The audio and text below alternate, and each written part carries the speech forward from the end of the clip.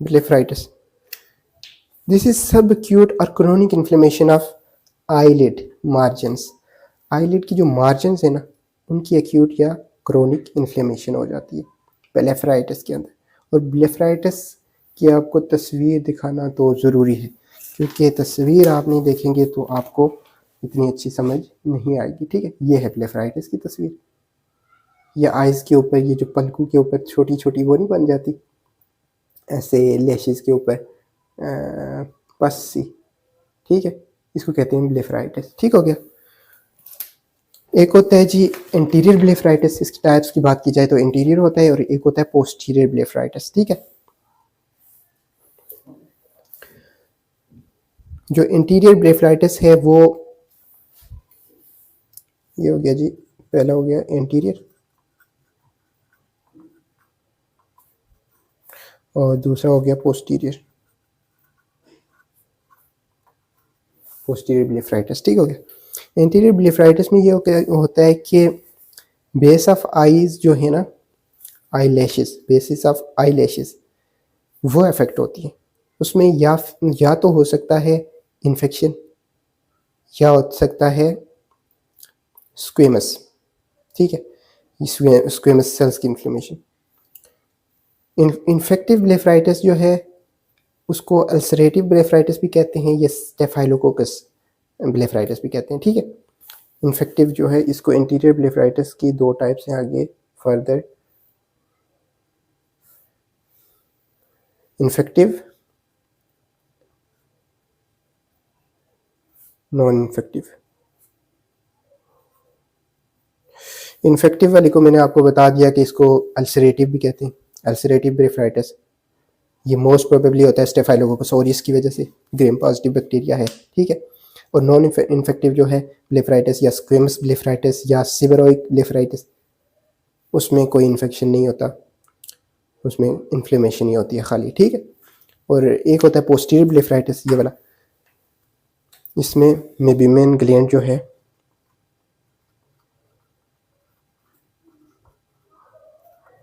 इसी की इन्फ्लेमेशन होती है। ठीक है,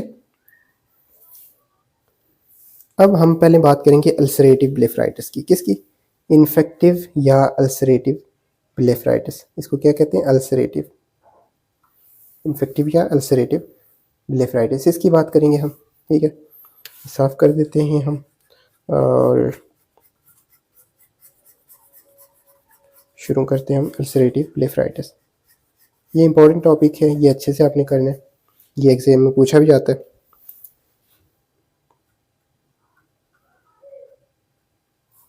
देखें, इंटीरियर की टाइप्स में पहली टाइप हम कर रहे हैं। इंटीरियर और पोस्टीरियर दो ब्लेफराइटिस की टाइप्स होती हैं, उसमें इंटीरियर की आगे फर्दर दो होती है जो अल्सरेटिव और स्क्वेमस होती है। अल्सरेटिव पहले हम कर रहे हैं। ठीक है, अल्सरेटिव ब्लेफराइटिस में होता यह है कि एक्यूट या क्रोनिक इन्फ्लेमेशन हो जाती है। किसकी इन्फ्लेमेशन या इन्फेक्शन हो जाता है? किसका? लैश फॉलिकल्स का। जो आई लैशेज है ना, आई लैशेज यानी जो छोटे छोटे बाल होते हैं आईलिड के आगे, ठीक है, उनके जो फॉलिकल्स हैं जहाँ से वो बाल निकल रहे होते हैं, ठीक है, उन फॉलिकल्स का इन्फेक्शन हो जाता है। और ये एसोसिएटेड होता है किसके साथ? Glands of Zeiss and moles के साथ, क्योंकि ज़ाहिर है आईलिड आई लैशेज की जो फॉलिकल्स हैं वो जुड़े हुए हैं ना Meibomian gland, gland of Zeiss and moles के साथ, तो ये दोनों एसोसिएट कर रहे होते हैं एक दूसरे के साथ। और इसमें इटियोलॉजी की अगर बात की जाए तो स्टेफ ऑरियस कॉमन है, और स्टेफ एपिडर्मिस।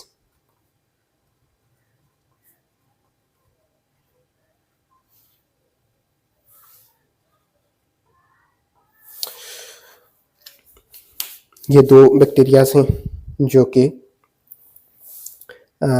अल्सरेटिव ब्लेफराइटिस काज करते हैं। ठीक है, सिम्टम्स इसमें ज़ाहिर है आपको पता है इन्फेक्शन हो गया है तो इसके इन्फेक्शन वाले सिम्टम्स होंगे, क्रोनिक इचिंग होगी और इरिटेशन होगी, लेक्रीमेशन, लेक्रीमेशन कहते हैं आंसू टपकना। ठीक है, और आइज़ में से आंसू टपकेंगे, और ग्लूइंग ऑफ द लैशेस, ये बड़े इंपॉर्टेंट पॉइंट होते हैं जो आपने याद रखने होते हैं कि ग्लूइंग ऑफ द लैशेस यानी लैशेस में ये ग्लूसी जो है ना चिपचिपापन आ जाएगा, और फोटोफोबिया हो जाएगा। बंदे को फोटोफोबिया कहते हैं जी, जो लाइट सामने आ जाए तो बंदे की आंखें चुंधिया जाती है ना, उसको कहते हैं फोटोफोबिया।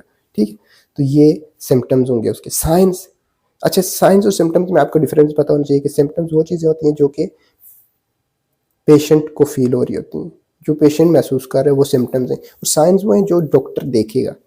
ठीक है, वो साइंस है। साइंस में आपको क्या नज़र आएगा है, red oedematous inflamed eyelid margins. ठीक है, रेडनेस हुई होगी, एडिमा हुआ होगा, और इन्फ्लेमेशन। येलो कलर की आपको पस नज़र आएगी। ठीक है, किस तरह की, क्लिनिकल फीचर्स में आपको येलो कलर की पस नज़र आएगी, redness, inflammation of lashes, eyelid, eye lashes follicles, sorry. ठीक है, और बाकी आपको क्रस्ट बने हुए मिलेंगे आई लैशेस की फॉलिकल्स पे। ठीक है, ये आपको पता होना चाहिए। मतलब कॉम्प्लिकेशंस इसकी हो सकती हैं आईलिड के अंदर की, कंजक्टिवा के अंदर की, या कॉर्निया के अंदर की। ठीक है, क्या हो जाएंगी कॉम्प्लिकेशंस। कॉम्प्लिकेशंस की अगर हम बात करें तो इसमें ट्राइकियासिस, ये आपने याद रखनी चीज़ें, क्योंकि ये कुछ चीज़ें ना जिनका आपको पता होनी चाहिए। ट्राइकियासिस, ट्राइकियासिस दूसरी चीज़ क्या होगी जी, ट्राइकियासिस का मतलब होता है कि miss direction of the eye lashes. ये जो आई लैशेज है ना, ये आई बाल, यानी ये आई है ना, और ये आई लैशेज है, आई लिड है, और ये आगे लैशेज हैं। ठीक है,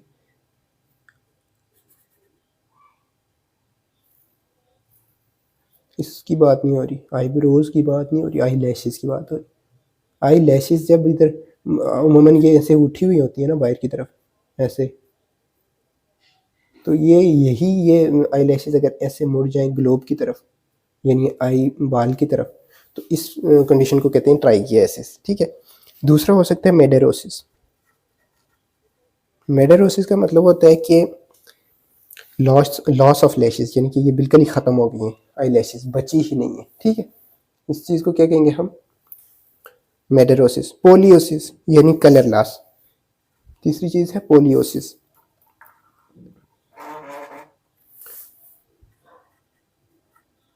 पोलियोसिस का मतलब होता है कि आई लैशेज का कलर या तो ब्राउन होता है या ब्लैक होता है। ठीक है, तो ये कलर बिल्कुल ही ख़त्म हो जाएगा, कलर लॉस, पोलियोसिस का ये मतलब हो गया। और नेक्स्ट टर्म यूज़ हो रही है जो जो वो है टोसिस। टोसिस पहले भी यूज़ हुई है ये टर्म। टोसिस का मतलब होता है कि आई लिड जो है तो नीचे की तरफ ऐसे झुक जाता है, आई लिड की ड्रूपिंग। ठीक है,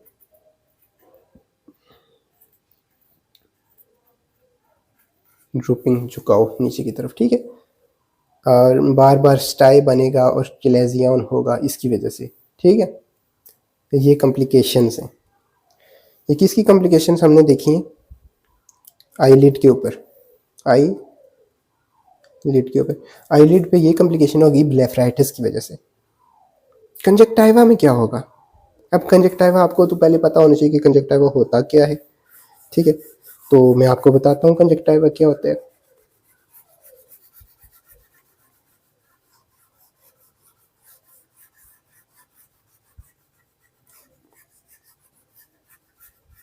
देखें,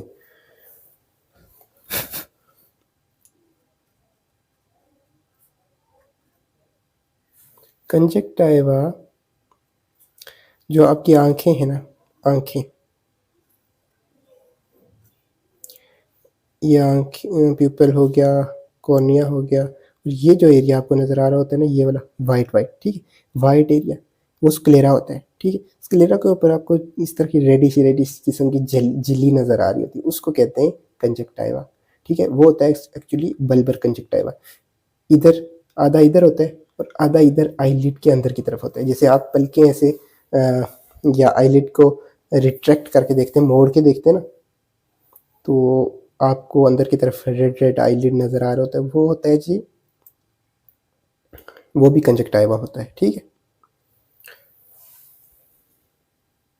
बहरहाल आपको कंजक्टाइवा के अंदर क्या चेंजिंग्स नज़र आएंगी, बैक्टीरियल कंजक्टिवाइटिस, यानी बैक्टीरिया का बार बार इन्फेक्शन हो जाएगा उसमें, या फिर पेपिलरी कंजक्टिवाइटिस हो जाएगा। ठीक है ना, यानी छोटी छोटी पेपिल्लाज बने हुए नज़र आएंगे।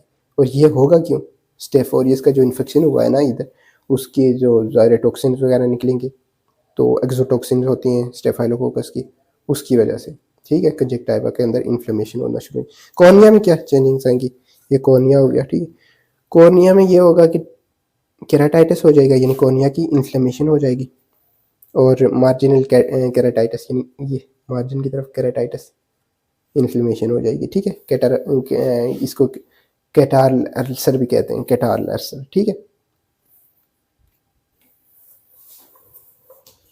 नेक्स्ट ट्रीटमेंट की बात हम करते हैं। तो ट्रीटमेंट में सबसे पहले आपने कम्युनिकेशन का मैंने बता दिया, आईलिड में, कंजक्टिवा में, कॉर्निया में डिफरेंट तरह की कॉम्प्लिकेशन है। ट्रीटमेंट में आईलिड हाइजीन का ख्याल रखना है, हाइजीन पहली चीज़ है, सफाई निस्फ़ ईमान है, आपको पता है, उसका ख्याल रखेंगे, वैसे भी नहीं होगा ये, ठीक है। दूसरा एंटीबायोटिक, क्योंकि ज़ाहिर स्टेफ और एपिडर्मिटिस की वजह से हो रहा है, और इसकी वजह से तो वो देनी है, टॉपिकल स्टीरॉइड्स देने हैं इन्फ्लेमेशन को कम करने के लिए, टॉपिकल, ठीक है, यानी ऊपर ऊपर लगा देने आई के ऊपर, ठीक है। और आर्टिफिशियल टीयर्स का यूज़ करना है, आर्टिफिशियल टीयर्स का, ये इसलिए कि क्योंकि ज़ाहिर है टीयर्स भी तो मुतासर हो रहे होते। दूसरी टाइप है जी स्क्वेमस ब्लेफराइटिस की, ठीक है, ये हमने पढ़ लिया है, कौन सा, अल्सरेटिव ब्लेफराइटिस, जबकि अब हम पढ़ने जा रहे हैं स्क्वेमस।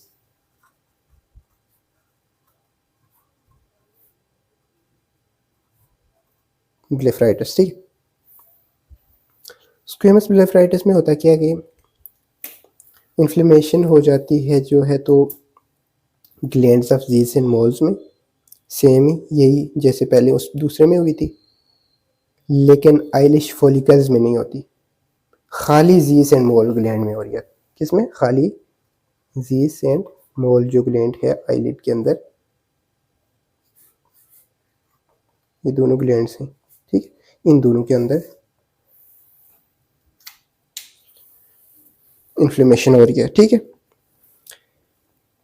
इटियोलॉजी की इसकी बात करेंगे हम, तो ये हो सकता है जी मेटाबॉलिक फैक्टर्स की वजह से, या हो सकता है ये सिबोरोइक डर्माटाइटिस, यानी कि जो जो स्किन की बीमारियां होती हैं ना, डर्माटाइटिस वगैरह, उसकी वजह से हो सकता है, एक्नी रोजेसी की वजह से हो सकता है, ठीक है, ये आप बुक पढ़ेंगे तो आपको समझ आती जाएगी, ठीक है। एटोपिक डर्माटाइटिस की वजह से हो सकता है, ठीक है। उसके अलावा ये हो सकता है कि ग्लैंड जो है जीज ग्लैंड वो नॉर्मल एक्सेसिव लिपिड सिक्रीट करना शुरू कर दे, ठीक है, और उसके अंदर जो है तो फिर कॉर्नी बैक्टीरियम, एक बैक्टीरिया होता है कॉर्नी बैक्टीरियम डिफ्थरी, ठीक है, उसकी एक्नी हो जाए तो होगा क्या, फ्री फैटी एसिड्स बनेंगे, क्योंकि वो कॉर्नी बैक्टीरियम तोड़ना शुरू कर देगा उन एक्सेसिव न्यूट्रल लिपिड्स को, और फ्री फैटी एसिड बनाएगा, उसकी वजह से ये इन्फ्लेमेशन हो जाएगी जीज एंड मोल ग्लैंड में, और इस कंडीशन को कहेंगे स्क्वेमस ब्लेफराइटिस, ठीक है। स्क्वेमस ब्लेफराइटिस के अंदर आपको साइन सिम्टम्स वगैरह क्या चीज़ें मिल रही होती हैं। सिम्टम्स की बात करें तो उसी तरह डिस्कम्फर्ट होगी, क्लिनिकल फीचर्स होते हैं, ठीक है, साइन सिम्टम्स। पहले सिम्टम्स की बात करते हैं, यानी जो पेशेंट को फील हो रहा है वो क्या होगा, इचिंग होगी, इरिटेशन होगी, वाटरिंग, और क्या होगा, फॉलिंग आई लैशेस होंगी, ठीक है।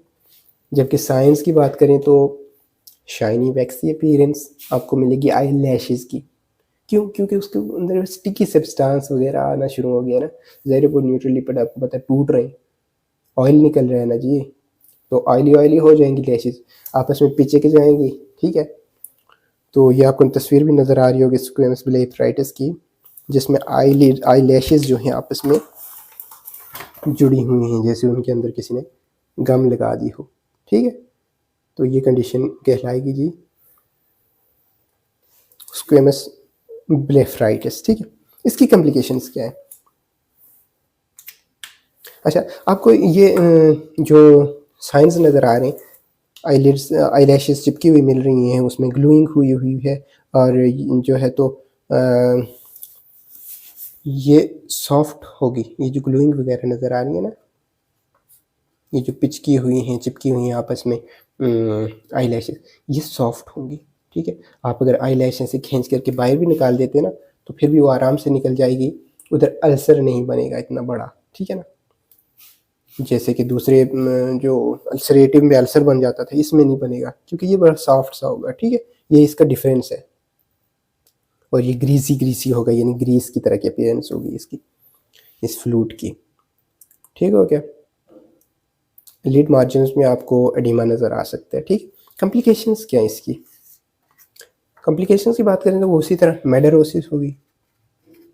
मेडरोसिस मतलब वही कि आई लैशेस लॉस्ट होगी, ख़त्म हो जाएंगी बाद में, लेट स्टेज में, पहले नहीं होगी। ट्राइकियासिस यानी कि आई लैशेस मुड़ी हुई होंगी ग्लोब की तरफ। पोलियोसिस कलर उनका उड़ जाएगा। Conjunctivitis inflammation of the conjunctiva हो जाएगी। टीयर फिल्म मुतासर होगी, जाहिर सी बात है भाई, ये इस आईलिड के अंदर और भी ग्लैंड्स होते हैं ना, जाहिर है, तो टीयर फिल्म को भी डिस्टर्ब करेगा ये। ट्रीटमेंट की बात करें तो हाइजीन का ख्याल रखना है पहले। हाइजीन पहली चीज़ आ जाती है किसी भी बीमारी में, ठीक है। एंटीबायोटिक टॉपिकल देंगे हम, और उसके अलावा हम क्या करेंगे, उसके अलावा हम इसको शैम्पू, कौन सा शैम्पू यूज़ करेंगे, सेलेनियम सल्फाइड शैम्पू। ये बेबी शैम्पू होता है, इसको कहते हैं baby shampoo. Baby shampoo baby के लिए होता है, छोटे बेबी के बाल में बहुत नाजुक होते हैं ना, तो उस शैम्पू में होता है एक्चुअली सेलेनियम सल्फाइड। तो इस शैम्पू से धोएंगे फिर भी ये ट्रीट हो जाएगा, क्योंकि जेम्स वगैरह ख़त्म हो जाएंगे और इन्फ्लेमेशन वगैरह भी चली जाएगी, ठीक है। तो ये था सारा ऑल अबाउट ब्लेफराइटिस का। और पोस्टीरियर ब्लेफराइटिस आपको पता है मेबिमेनाइटिस है, मेबिमेन ग्लैंड की इन्फ्लेमेशन हो जाती है इसमें। और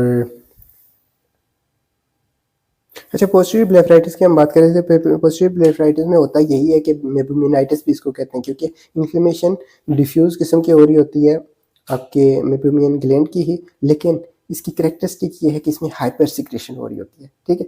हमने जबकि पीछे जो चलेजियन पढ़ा था उसमें भी मेबिमियन ग्लैंड की इन्फ्लेमेशन थी, लेकिन वो ऑब्स्ट्रक्टिव थी, उधर ही अंदर मवाद जमा हो रहा था। इसमें अंदर मवाद जमा नहीं हो रहा बल्कि हाइपर सिक्रेशन हो रही है, ठीक है। हाइपर सिक्रेशन की वजह से अब होगा क्या कि जो ऑयली इसकी सिक्रेशंस निकलेंगी, ठीक है, उसकी वजह से एक तो सिम्टम्स क्या आएंगे पेशेंट को, उसको बर्निंग फील होगी, बर्निंग सेंसेशन यानी जलन महसूस होगी उसको अपने आईलिड्स के अंदर, ठीक है। क्योंकि उसके अंदर फैटी एसिड सिक्रीट हो रहे होते हैं, ठीक है, उस वजह से। तो दूसरी चीज़ आपको ये मिलेगी कि ओरिफिसेस जो साइंस हैं, साइंस देखेंगे ना आप आइज़ के अंदर ऐसे, तो आपको जो मेबिमियन ग्लैंड के ओरिफिसेस यानी आगे उसकी टिप्स हैं, जो उसकी सुराख हैं छोटे, उनमें क्या नज़र आएगा आपको, ऑयल ग्लोब्यूल्स बने हुए आपको मिलेंगे, ठीक है। तो आपको पता लग जाएगा कि ये कौन सा जी पोस्टीरियर ब्लेफराइटिस है, ठीक है। पोस्टीरियर ब्लेफराइटिस का साइन है ये, ठीक है, स्मॉल ऑयल ग्लोब्यूल्स, ये चीज़ आपने याद रखनी है बस, ठीक है। तो ये इसके बारे में कुछ चीज़ें थी। कॉम्प्लिकेशन की बात करें तो पेपिलरी कंजक्टिवाइटिस आपको मिलेगा, ठीक है। कौन सा कंजक्टिवाइटिस, पेपिलरी यानी पेपिला बने हुए मिलेंगे, पेपिला बनेंगे, वही ज़ाहिर है स्मॉल ऑयल ड्रॉपलेट्स जिसमें नज़र आ रहे हो तो वो ज़ाहिर है पेपिला ही बने होंगे, ठीक है।